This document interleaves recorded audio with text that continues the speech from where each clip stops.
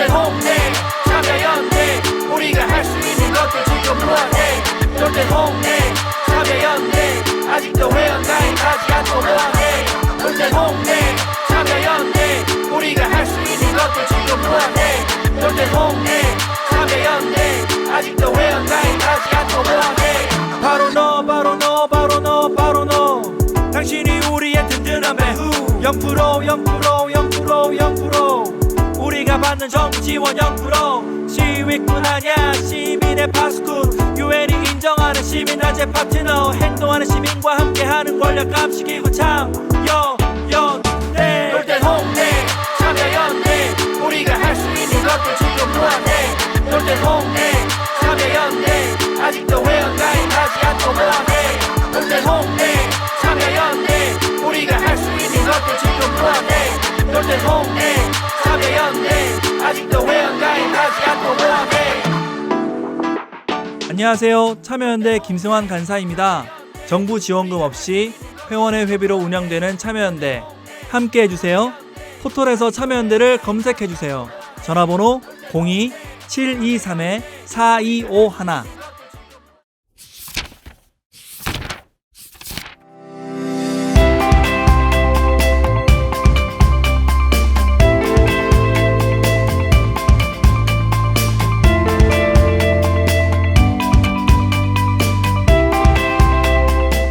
머리는 시원하게 뚫어주고 가슴은 따뜻하게 데워주는 책 이야기 팟캐스트 책사이다.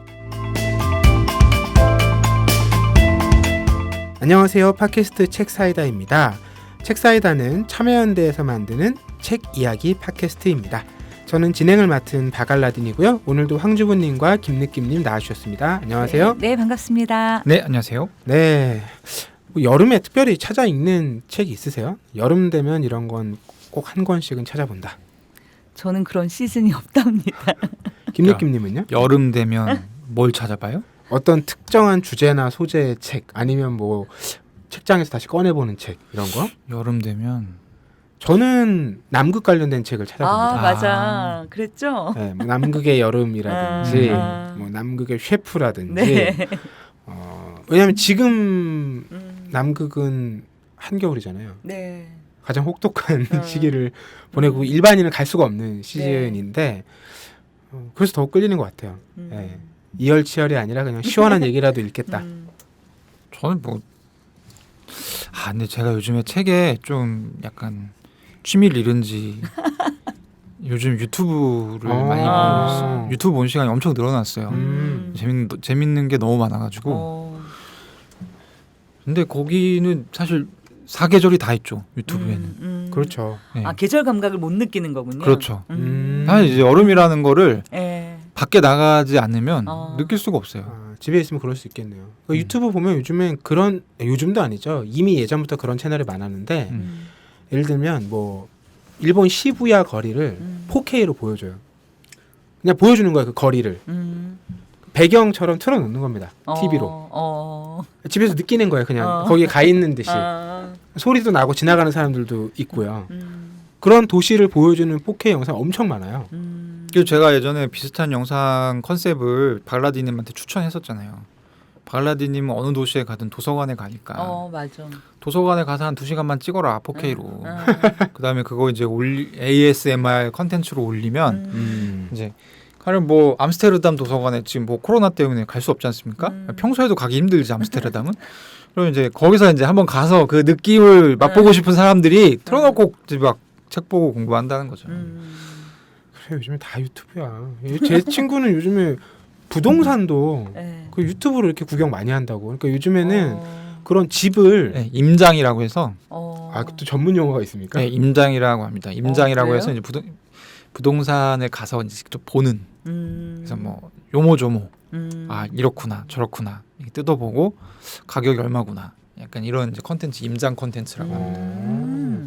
뭐 그런 막 전원주택 이런 거 있잖아요. 타운하우스 네. 그런 거 집을 그 부동산 중개업자가 가서 막 요모조모 영상으로 찍어서 알려줘요.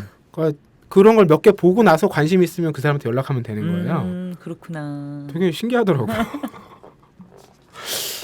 저희도 뭐 이제 좀 바뀌어야 되지 않나라는 생각이 또 지금 드는데 참여연대에서는 고민하고 계시겠지만 저희는 고민하지 않습니다. 일단 주어진 역할에 최선을 다하는 것으로. 네, 저희 오늘은 그 후다닥 1세 나누는 날이잖아요. 저희 후보작부터 먼저 만나보겠습니다.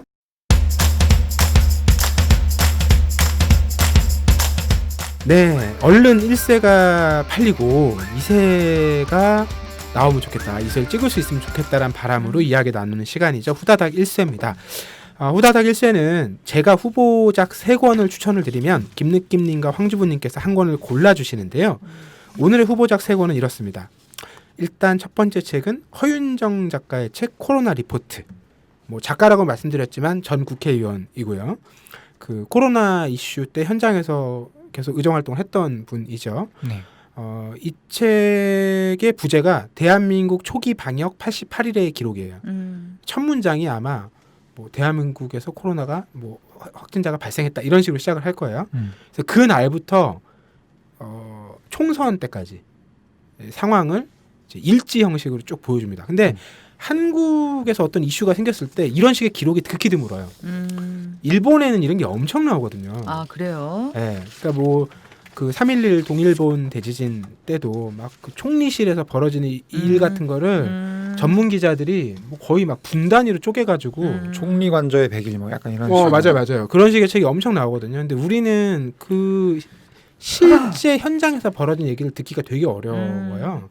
귀한 기록이라는 생각이 들어서 골랐고요. 네. 특히 이 책의 신뢰를 높여주는 것은 지금 아마 한국에서 가장 신뢰가 높은 사람을 꼽으면 이분일 것 같은데 네, 정은경 본부장께서 추천사를 쓰셨어요. 네, 그리고 이 책이 이 출판사에서 코로나 팬데믹 시리즈 1권이라고 붙였어요. 그래서 앞으로 이런 코로나 이후의 이야기들을 다루는 책들까지 꾸준히 펴낸다고 하니까 관심 가져주시면 좋을 것 같고요.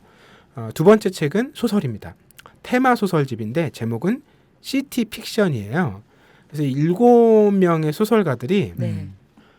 뭐 꼭 어떤 도시가 아니더라도 도시 한 공간 이런 부분에서 이제 발상을 시작해서 뭐 정말 나름의 이야기를 꾸며내는데 뭐 이런 얘기들이 있어요. 뭐 서울에 막 지진이 나가지고 종묘가 막 다 흐트러진 거예요. 근데 당연히 복구할 때 종묘랑 뭐 정부 종합청사가 있으면 정부 종합청사가 선순위겠죠. 네. 문화재가 후순위잖아요. 자기는 막 종묘를 빨리 재건하면 좋겠는데 이런 사람의 마음을 담은 네. 글도 있고요. 또 뭐 밤섬 있잖아요. 그럼 밤섬에서 막 세계가 다 사라지는 뭐 이런 설정의 얘기도. 그러니까 이게 각자 떼어놓고 보면 어떤 소설은 꼭 그 지명이 아니어도 돼요. 그런 생각이 드는데 근데 재미난 건 이제 이런 소설의 흥미로운 지점은 우리가 나도 모르게 구체적인 장소를 염두에 두고 그리면서 이 이야기를 대입한다는 거예요. 그런 점이 좀 흥미롭다는 생각이 들었고요. 이 참여한 소설가들의 면면도 다양해요. 뭐 82년생 김지영의 조남주 작가부터 시작해서 굉장히 독특한 지적 글쓰기로 알려진 정지돈 작가의 글도 있고요. 또 우빗속이라고 최근 SF에서 가장 뜨거운 작가로 꼽히는 김초엽 작가의 글도 있는데 다양한 이야기들을 좀 살펴볼 수 있는 책이고 어쨌든 저는 이런 구체성 혹은 구체적인 장소 이런 데서 펼쳐지는 얘기들을 좀 즐기는 편이거든요. 다 내가 가봤던 데잖아요. 이렇게 좀 미루어 짐작하게 되고 그리고 한 번 읽고 나면 그 장소를 지날 때 자꾸 떠올려 보게 되는 거죠. 그런 재미들이 있어서 골라봤고요. 마지막 책은 생애 최초 주택 구입 표류기. 제목만 듣고도 벌써 눈물을 흘리시는 분들이 계실 것 같은데 네. 부제가 더 확 와닿습니다. 제목만 들으면 좀 장난 같잖아요. 생애 최초 주택 구입 표류기. 근데 부제가 2년마다 이사하지 않을 자유를 얻기 위하여. 야, 이거는 이제 세입자라면 누구나 공감할 수밖에 없는 이제 얘기라는 생각이 듭니다. 그러고 보니까 3권 다 한국 저자의 책이네요. 그렇죠. 의도했던 건 아닌데. 두 분이 어떤 책을 골라주셨습니까? 저는 사실은 똑같이 매력적인 게 2권이었어요. 어떤 책과 어떤 책이요? 시티픽션하고 생애 최초 주택 구입 표류기가 매력적이었는데 시티픽션은 왜 매력적이었냐면 사실은 우리가 사물과 나의 사연을 담은 에세이는 진짜 많아요. 그렇죠. 네, 그래서 이제 그런 것들은 상상이 되는데 어떤 도시나 공간을 가지고 그걸 테마로 해서 뭔가 이야기를 만들어낸다면 그리고 그러니까 사실 소설이라는 게 완전 뭐라 그러죠? 땡별난 얘기가 아니잖아요. 어디선가 있을 법한 이야기잖아요. 그래서 그런 이야기 자체가 되게 궁금하겠다. 그래서 좀 되게 재밌을 것 같다라는 생각이 좀 들었고 말씀하신 것처럼 핫한 작가들의 작품을 하나의 테마로 묶어놨다는 게 되게 매력적이었어요. 그래서 이제 읽고 싶다는 생각이 들었었고 생애 최초 주택 구입 표류기는 뭐라 그럴까요? 제가 이런데 잘 뭐라 그러지? 저는 전셋집은 진짜 잘 골라요. 주어진 돈이 똑같다면 그 안에서 정말 최상의 집을 왜냐면 아파트가 아니면 굉장히 다양하게 고를 수 있거든요.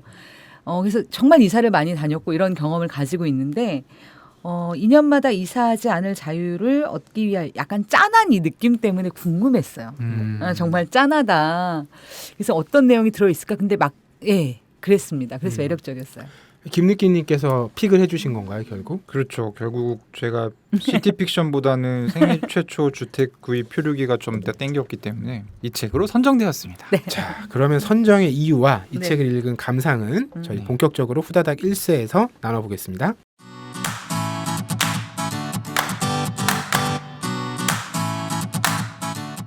참여연대가 제작하는 책 이야기 팟캐스트 책사이다와 국내 유일의 아시아 전문 팟캐스트 아시아팟 매주 목요일에 번갈아 찾아갑니다.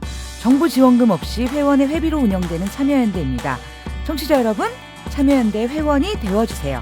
포털 사이트에서 참여연대를 검색하시거나 참여연대로 전화 주시면 됩니다. 전화번호 02-723-4251입니다. 네, 앞서 말씀드렸듯이 이번 후다닥 1세 선정 도서는 생애 최초 주택 구입 표류기입니다.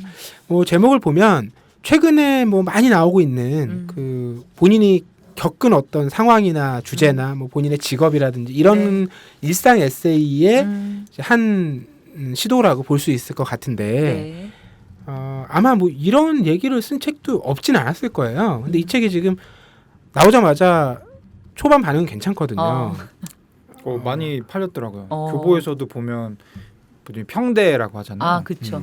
평대에 책들이 여러 권 있었는데 이 책만 한 권만 남아 있더라고요. 다 가져가고 얇게. 네, 이게 아마 눈물 없이는 볼 수 없는 얘기이라서 그런 게 아닐까 싶긴 한데 저는 집을 가져본 적은 없고 그렇지만 이게 제가 잘 모르는 유형의 얘기예요. 왜냐하면 저는 오래 사셨잖아요. 그러니까 서울에 진입하겠다, 서울에 살겠다는 생각이 거의 없는 사람이라서 그러니까 인천에서 그냥 지금 전셋집을 10년을 산 거예요. 이게 서울이 아니다 보니까 뭐 이렇게 막 급격하게 오르는 게 아니고 감당 가능한 수준으로 이제 올라가는 거거든요. 그러다 보면 2년마다 이제 어쨌든 새로운 집을 알아보고 이사하고 이것도 비용이잖아요. 네. 그런 걸 계산하면 그냥 있는 게 낫는 거예요. 그냥 그렇죠.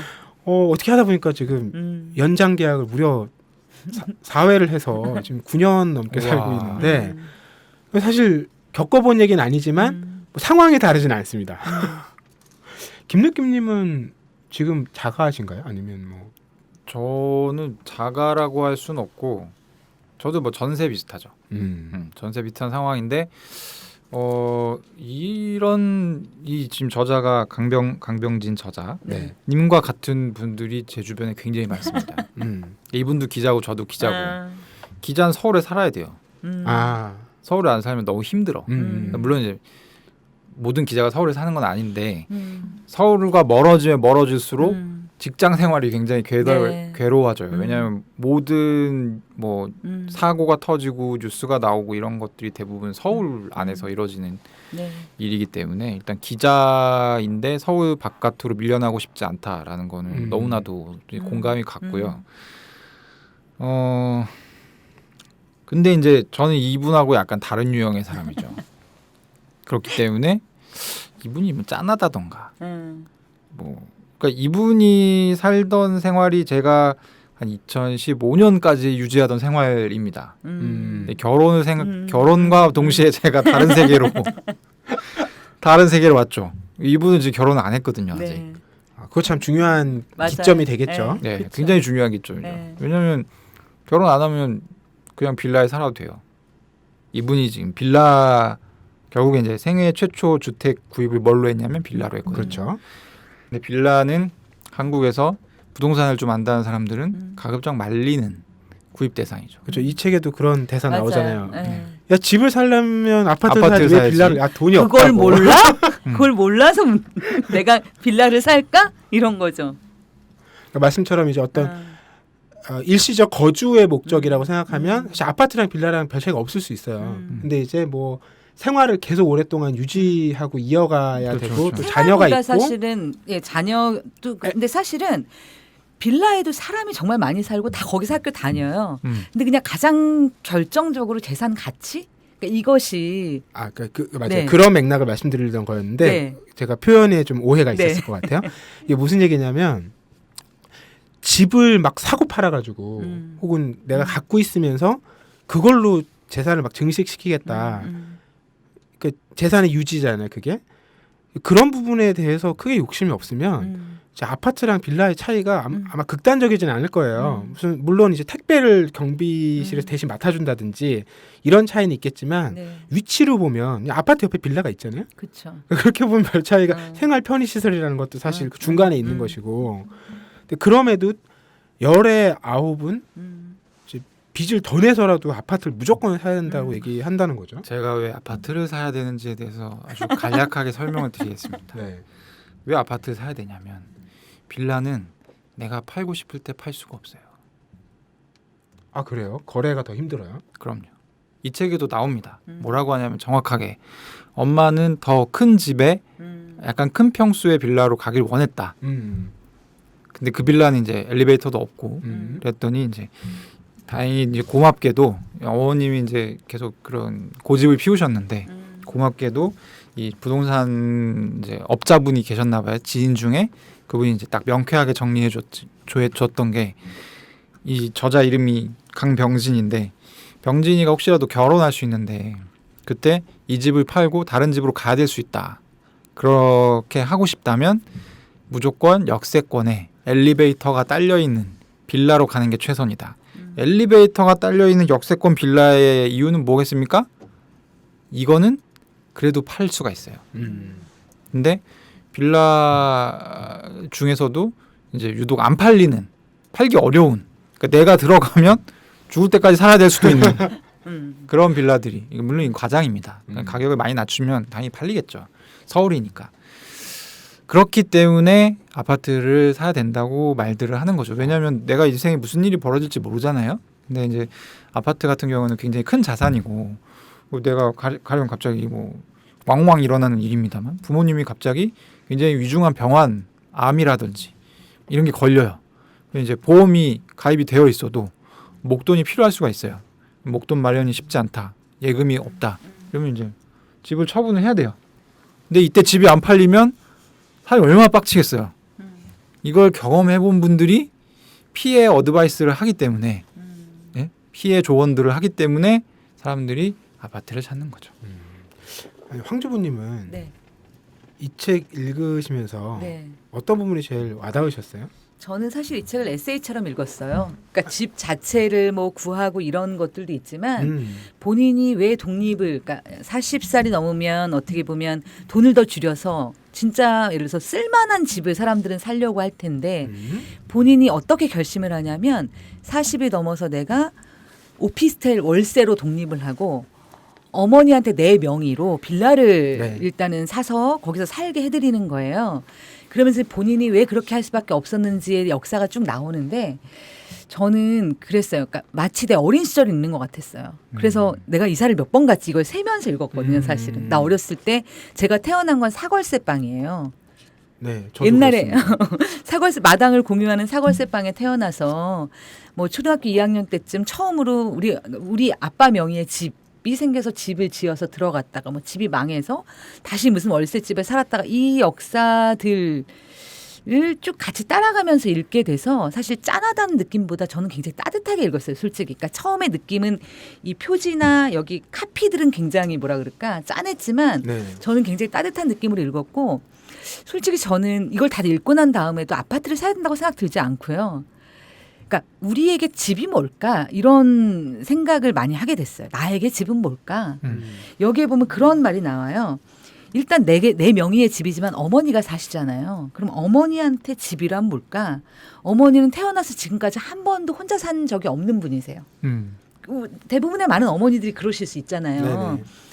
시집 가면서 처음으로 집을 떠나서 이렇게 살다가 또 이렇게 결국은 네네. 그러면 결국은 굉장히 호기심이 많아서 뱃속까지 뭐 하나를 닮은 어머니가 사실은 자기 성격대로 이제야 살 수 있는 공간? 그러기에 이 집이 굉장히 최적인 거예요. 본인이 골라서 초역세권에 그런 엘베가 있는 빌라를 고르기도 했지만 사실 그 두 의미가 충족될 때 이게 한 개인에게는 만족이라는 형태로 내가 이게 오는 거잖아요. 그래서 저는 이 책을 그리고 이제 되게 좋았던 점은 뭐냐면 우리가 집 그러면 다 너무 억억거리는 거예요. 아파트도 뭐 네네. 20몇 평대가 뭐 8억이다, 7억이다. 그래서 나는 그 돈이 없는데 그렇죠. 그런 얘기 나올 때마다 남의 세상 얘기를 굳이 듣고 싶지 않아요, 나는. 근데 예를 들어서 이분은 2억 한 3천짜리 빌라를 뭐 깎아서 한 2억 2천에 샀어요. 네, 네. 너무 내 얘기랑 그러니까 이게 뭐냐면 내 머릿속에서 상상 가능한 얘기인 거예요. 마치 우리나라가 아파트가 너무 많아서 모든 사람이 아파트에 살고 모든 사람이 아파트를 다 살 수 있는 것처럼 얘기하거든요. 동창회를 가든 어디를 가든. 근데 실제로 그 아파트 틈새마다 빌라에 얼마나 많은 사람들이 사는지 거기 동네에 얼마나 많은 아이들이 뛰어노는지 그 골목골목들이 다 있잖아요. 네네. 저는 그 얘기를 뭐랄까 너무 담담하게 오히려 짠하지 않고 저는 오히려 그랬어요. 그 담담하게 보여준 게 저는 그 목소리가 되게 반가웠어요. 솔직히 말씀드리면. 그 목소리 자체가. 어걱대지 않아서. 네. 여기도 물론 억이긴 한데 감당할 수 있을 정도의. 네, 어쨌든 억이다. 뭐 10년 정도 직장 생활한 분들이 내가 대출을 끌어모아서 그렇잖아요. 부모의 도움 없이 내가 내 집을 마련한다면 그게 뭐 8억이나 10억은 아닐 거 아니에요. 네. 그렇죠. 네. 8억 10억은 지금 이렇게 너무 8억 10억을 이렇게 어렵지 않게 꺼내셔가지고 네. 8억 10억 평생 가능한 일인가라는 생각을 잠깐 아니 요새 했는데. 강북도 엄청 올랐다니까 막 많이 그렇다고 올랐죠. 하더라고요. 예. 저는 네. 약간 그 뭐랄까 이게 이제 적당한 표현인지 모르겠습니다만 약간 풋풋하다. 이 여기서의 풋풋은 그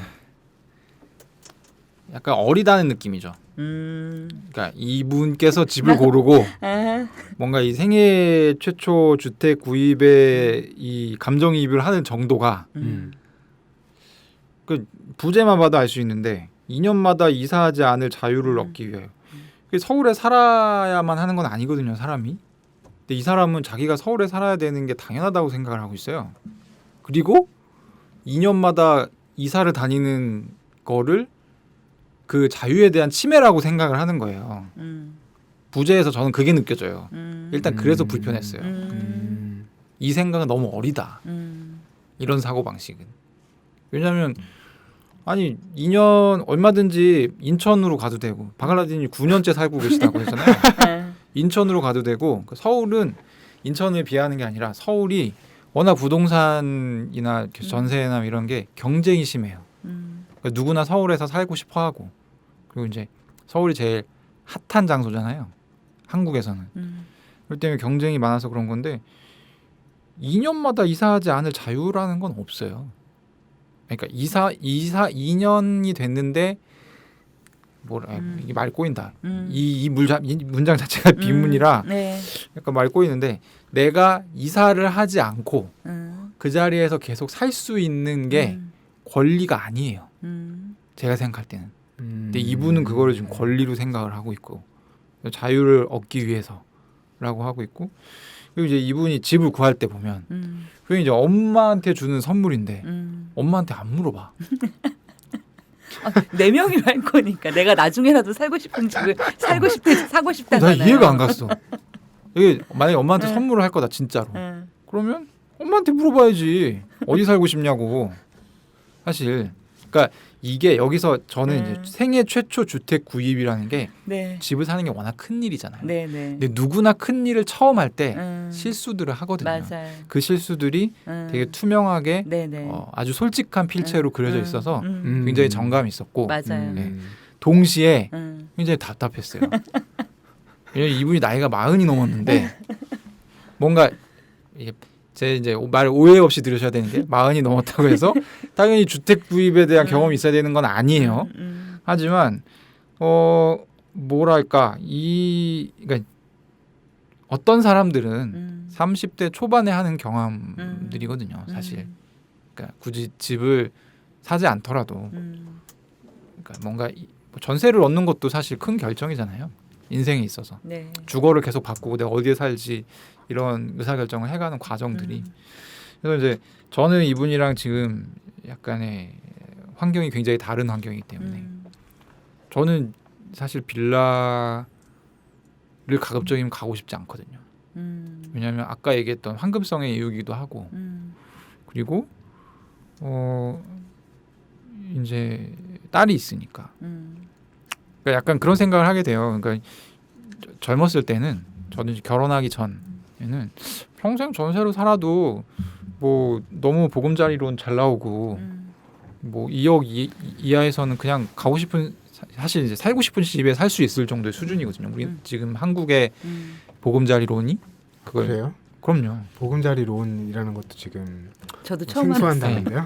이걸 풀로 땡기면 네, 풀로 땡기면 그냥 그 이자만 내고 전세금에 대한 이자만 내고 뭐 당연히 이제 약간의 모아놓은 돈이 있어야죠. 한 뭐 몇천만 원 정도 있으면 그냥 자기 살고 싶은 집에 어렵지 않게 살 수 있는 수준이에요. 그리고 다들 그렇게 살고 있더라고요. 제 주변에. 그러니까 불과 10년 전과 비교해서 사실은 훨씬 좋아졌어요. 환경이. 그때는 그렇게 네. 할 수 없었거든요.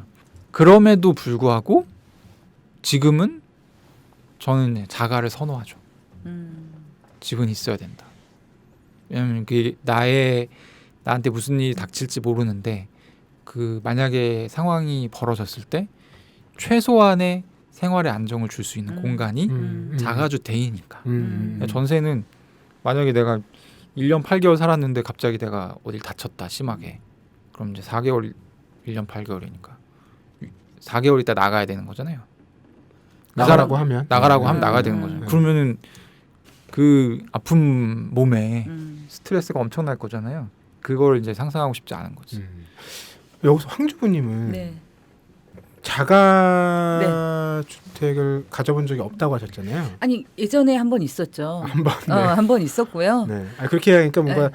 그 어떤 사업으로 자가를 일구셨다가 이렇게 실패한 것 같은 아니 뭐 느낌이 그렇진 드는데 않고 그렇진 않잖아요. 남들 뭐 하는 것처럼 아파트를 네. 사야 된다더라 네. 그래서 대출을 받고 샀는데 음. 안 팔리고 돈도 없고 계속 이자는 들어가고 그래서 피를 보고 팔았더니 이게 폭등을 했어요. 이게 누군가에게나 있을 수 있는 스토리인데 저 같은 경우는 딱 그때 이후로 세계관이 바뀌었어요. 그냥 흥미가 없어 이제. 이게 뭐 내가 이것을 바로 잡아서 다시 이렇게 해서 읽을 거야 이런 마음이 드는 게 아니라 나의 삶이나 나의 어떤 거를 거기에 걸고 싶지 않아요, 저는. 그리고 저는 애가 없기 때문에 솔직히 말씀드리면 상관이 없어요. 맞아요. 그래서 좋은 전셋집을 내가 갈 수 있는 내가 가진 돈에서 선택할 수 있는 최선의 집을 선택하면 돼요. 그 돈이 적으면 적은 대로, 많으면 많은 대로. 근데 저는 조금 어떤 생각을 하냐면 우리가 예를 들어서 되게 보수화되는 순간이 있어요. 그게 뭐냐면 나의 가족, 아이 뭐 이런 문제가 되면 예를 들어서 안전이라고 하는 것에도 더 민감해지고 모두 민감해지고 근데 사실은 모든 여성이나 아이가 빌라든 아파트든 안전해야 되는 거예요. 네. 그러니까 너무 심플한 그것들을 너무 자연스럽게 우리가 우리의 주거나 어떤 이야기를 할 때 저는 사실은 뭐냐면 우리의 삶이 TV에서 보여주건 어디서 얘기하건 너무 윗부분에 맞춰져 있다는 생각이 되게 많이 들어요. 맞아요. 그래서 그 윗부분이 마치 일종의 정상적인 것이고 그렇지 않으면 내가 굉장히 결핍된 어떤 네네. 처지에 있는 네. 것처럼 근데 저는 그게 아니라 아니 집이라는 게 주거 형태가 다 다양하고 전 개인적으로 아파트를 되게 싫어해요. 아파트라는 형태가 저랑 너무 안 맞아요. 층간 소음이라는 것도 하고 어쨌든 이게 공동생활이라고 하는 부분이 저에게 좀 공동생활 주택, 특히 우리나라 아파트 문화가 제게 주는 폭력성이 있거든요. 그래서 저는 아파트의 거주 형태를 싫어하고, 그리고 대단지일수록 뚜벅이 같은 저는 뭐냐면 걸어 나가는데 10분 걸려요. 예를 들어서 아파트 정문까지 네네. 너무 힘든 거예요. 그러니까 사실은 우리에게 이런 자유를 달라는 거죠. 나에게 난 아파트가 싫고 빌라나 단독주택이나 다세대가 전 편해요.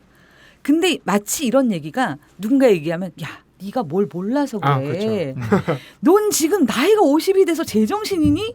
이런 식의 피드백이 온단 말이죠. 근데 저는 그게 아니라 지금 우리가 물어야 될 거는 집이란 나에게 어떤 의미라는 게 이 친구의 전 장점은 친구라고 해서 죄송합니다. 아무튼 두 가지가 다 있는 것 같아요. 왜냐하면 나에게 집이란 나만의 독립된 정말 남들은 철이 없다고 하지만 그래도 내가 갖고 싶은 나만의 공간으로서의 의미와 그래도 점점 나이가 들어가고 이 사회를 살아가는 어떤 하나의 사회인으로 내가 재산 가치라는 걸 외면할 수 없어. 그럼 이 두 개의 접점 속에서 내가 가능한 네네. 최대가 있을 거라는 거예요. 네네. 그러니까 남들이 말하는 최고가 아니라 내가 할 수 있는 최대와 최적이 있는 거죠. 그리고 그걸 가는 길이 사실 남들이 볼 때 찌질할 수도 있고 상식이 안 맞을 수도 있지만 여기선 전 상식이 없는 것 같아요. 그런 커먼 센스가 정말 있나? 뭐 저는 그런 게 없는 것 같고 우리가 모두 다 이런 각각의 자기의 예산과 자기 삶의 어떤 모델 이것 속에서 그냥 나의 집을 찾는 거죠. 저는 그런 면에서 이 책이 되게 마음에 들었어요. 결국 말씀하신 걸 네. 종합해 보면 네. 그 집이라는 게 그 사람의 현재의 삶, 네. 생활, 뭐 또 전망, 음. 그 뭐 경제적이든 네. 어떤 자기의 뭐 일이나 생활을 바꿔가는 부분이든 이런 부분에 있어서 이제 전초 기지 같은 거잖아요. 굉장히 또는 후방 기지일 수도 네네네. 있고 그냥 중요한 부분이라서 이제 그것에 관련해서 생각할 지점들, 그다음에 고려해야 될 조건들 네. 이것들이 굉장히 다양하고 많은데 네. 이제 우리에게 집이라는 게 너무 크게 이제 이퀄 재산으로 그쵸. 이야기되기 때문에 그런 가능성, 여지들 혹은 인생 경로에서 겪는 다양한 시도나 실패들도 그냥 다 이상한 얘기가 돼버린다는 이 상황에 대한 안타까운 네. 말씀을 하시는 거잖아요. 저도 종종 그런 얘기 하거든요. 저는 지금 있는 인천의 아파트에 전세로 꽤 오래 살았는데 9년 넘게 살고 있는데 굉장히 오래된 아파트이기 때문에 관리비가 얼마 안 나와요. 월에 한 5만 5천 원? 진짜 싸다. 그렇죠. 그래서 제가 제 어떤 삶의 더 즐거움을 위한 주거 형태로 작년에 한참 고민했던 게 서울식물원을 가봤는데 너무 좋은 거예요. 그리고 식물원 앞에 그 산책할 수 있는 길도 너무 좋고 근데 거기 식물원 놀러 갔다가 보니까 그 마곡나루 역에 오피스텔이 굉장히 많더라고요. 큰 빌딩이. 근데 생각해보니까 그 오피스텔은 앞에 차경이 영원히 보장되는 거예요. 그렇잖아요. 식물원, 서울식물원 이제 만들었는데 저 죽기 전에는 없어지지 않겠죠. 더 커지면 커졌지. 그리고 옆에 큰 빌딩도 안 들어온다고 하더라고요. 그래서 그러면 여기 오피스텔을 살까? 뭐 일단 월세로 들어가서 1년 정도 살아보고 마음에 들면 차라리 여기에 내가 이렇게 하는 게 괜찮지 않을까? 근데 이제 월세가 한 60, 70할 거잖아요. 서울이니까 오피스텔이. 근데 이 얘기를 하면 주변에 열에 10명은 진짜 철없는 소리하고 앉아있다.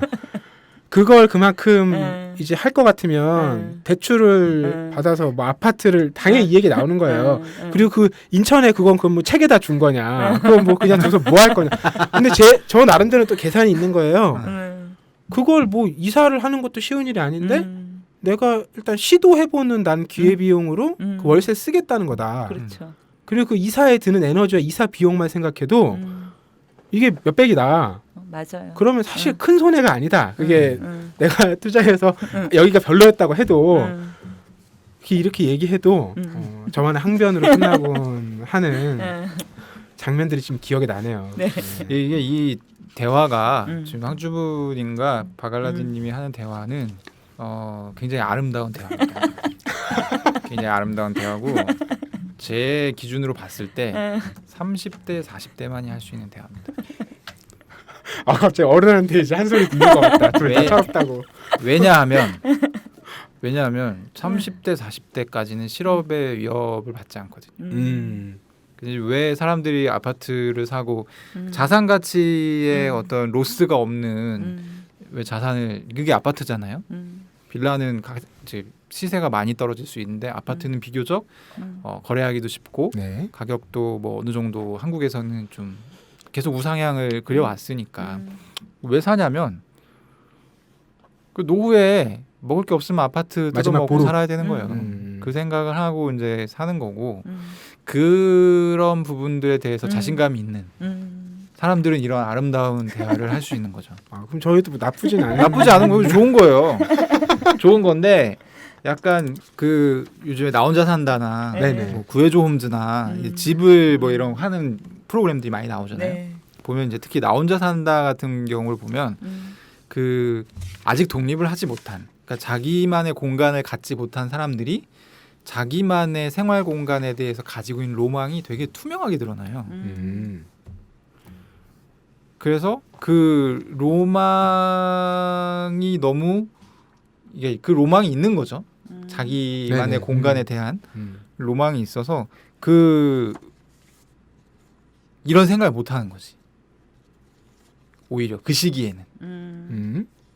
그 시기에는. 근데 그 시기만 지나면 사실 많은 사람들이 이런 이제 위협을 받게 된다.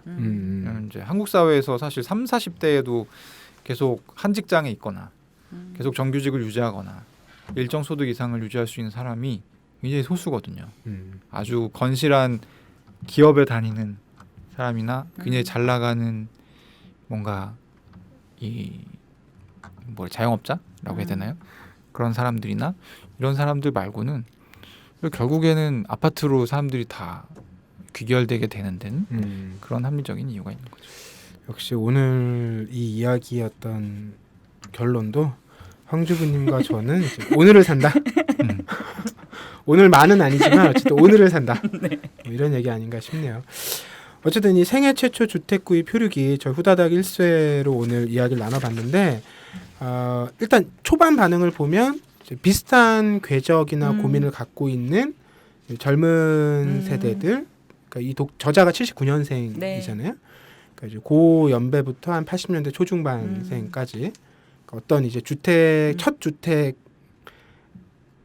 이제 어떤 꿈꾸고 있는 그 과정에 있는 뭐 이런 분들의 공감을 많이 얻고 있는 것 같은데 조금 더 넓게 읽히면서 황주부님께서 오늘 계속 반복해서 강조해 주셨듯이 좀 집에 대한 고민들을 좀 다양하게 가져갈 수 있는 그리고 자기가 갖고 있는 집에 대한 고민에 대해서 좀 확신할 수 있고 자신할 수 있는 네. 좀 이런 얘기들로 이어지기를 바라는 마음입니다. 아, 한 가지 얘기를 네. 못했는데 이 책에서 가장 감동적인 부분이 뭐였냐면 뭐예요? 아버지 얘기하는 부분이었어요. 네. 아버지가 사업 실패해서 내 인생이 이렇게 됐다라고 얘기를 하는데 사실 이제 한국이 남자들이 되게 많이 하는 고민 중에 하나거든요. 한국 사회에 약간 이렇게 내던져진 상태. 그러니까 보통 우리가 뭐 0에서 시작을 하는데 뭐 지하 3층에 내던져진 남자들이 있어요. 이런 식으로 빚을 갖고 시작하는 사회생활을. 근데 그런 사람들이 적지 않고 그런 측면에서는 굉장히 리얼리티가 있다고 네. 느껴졌어요. 그래서 그 부분이 저는 되게 좋았던 것 같아요. 역시 또 가장으로서 아버지로서의 또 공감대를 말씀을 해주셨네요. 네. 놀때 홍대 참여연대 우리가 할 수 있는 것들 지금 뭐해 놀때 홍대 참여연대 아직도 회원가입 하지 않고 뭐해 놀때 홍대 참여연대 우리가 할 수 있는 것들 지금 뭐해 놀때 홍대 참여연대 아직도 회원가입 하지 않고 뭐해 바로 너 바로 너 바로 너 바로 너 당신이 우리의 든든한 배후 0% 우리가 받는 정부 지원 0% 시위꾼 아냐 시민의 파수꾼 유엔이 인정하는 시민단체 파트너 행동하는 시민과 함께하는 권력 감시기구 참여연대 놀때 홍대 참여연대 우리가 할 수 있는 것들 지금 뭐해 놀때 홍대 참여연대 아직도 회원가입 하지 않고 뭐해